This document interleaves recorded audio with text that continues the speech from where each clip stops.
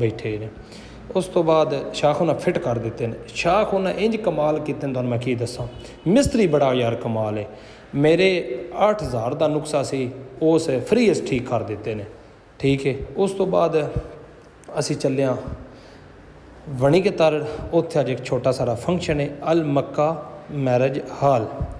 ठीक है, तो असी बाईपास वणी के तर वाले ते पहुँच गए हाँ।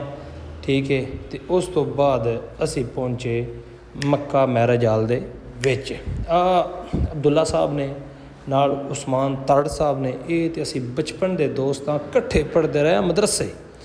ठीक है, असी साडी बचपन की यारी अज ताज़ी हुई है बड़े चिर बाद। तो खाना जे को नहीं आया तो असी प्लेटां शलेटां अगे रख के डट के बैठे हाँ, हुणे लंगर आउंदा तो खाने चस लेने। उस्मान साहब, दुल्ला साहब, असी दितू खुद हैं। तो असी बैठे 4-5 बंदे, तो खाना इंशाअल्लाह जल्दी लगन वाला तैयारी है।